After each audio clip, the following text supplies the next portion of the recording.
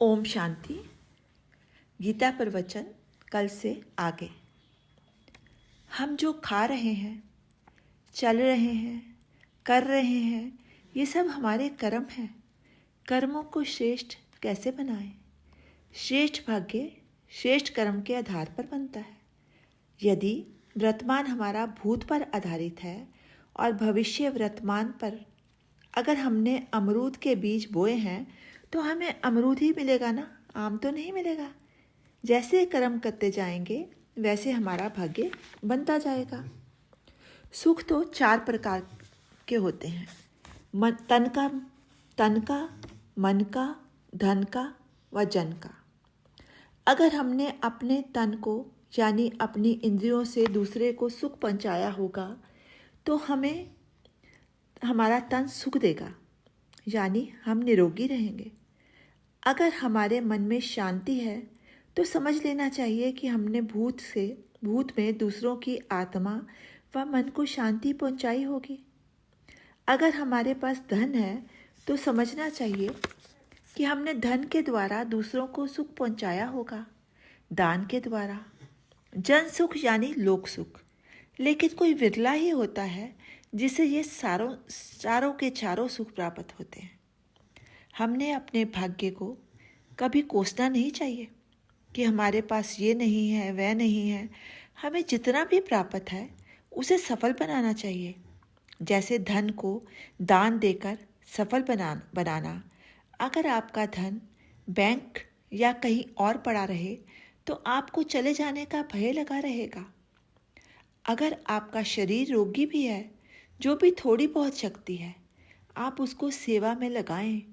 जितना आप कर सकते हैं, जिस तरह आप कर सकते हैं, इस तरह से आप अपने कर्मों को श्रेष्ठ बनाएं। आप अपने संकल्प उच्च रखें, भावना भी उच्च रखें, लेकिन उन संकल्पों को अपने अंदर तक ही ना रखें, उन्हें बोल व कर्मों में लाएं। जैसे आप सोचते हैं कि मैं किसी का बुरा नहीं सोचता, बुरा नहीं करता, ये केवल सोचने तक ना रखें, बल्कि ये भी सोचें कि मैंने अच्छा कितना किया है। क्योंकि सिर्फ संकल्पों से ही कुछ नहीं होगा, बल्कि अच्छे कर्मों से ही आपका भाग्य श्रेष्ठ बनेगा। कई लोग मीठी मीठी बातें करेंगे, अंदर से ईर्ष्या, द्वेष व बैर रखेंगे, तो वह आपके कर्म बुरे होंगे ना, तो भाग्य कैसे श्रेष्ठ हो सकता है। सो हमें अपने भावों को, कर्मों को श्रेष्ठ रखना होगा। हमें अपना आत्म चिंतन करके देखना है कि जो प्रभु पसंद है वह कर्म करें, जो लोग पसंद है वह करें, फिर उसके बाद जो मन पसंद है वो कर्म करें। आत्मा जो सदैव शांत, पवित्र व सुख और आनंद देने वाली है, वह गलत कामों को स्वीकार नहीं करती, सो मन उन्हें खाता है।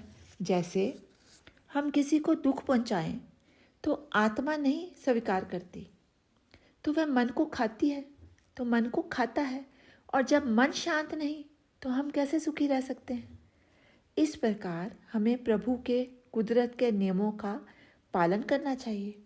सबसे पहले हमें प्रभु पसंद करना होगा, चाहे संसार को पसंद आए या ना आए, फिर लोग पसंद, फिर मन पसंद। इस तरह हम अपने कर्मों को श्रेष्ठ बना सकते हैं और अपना भाग्य श्रेष्ठ तभी बनेगा। ओम शांति। शेष कल।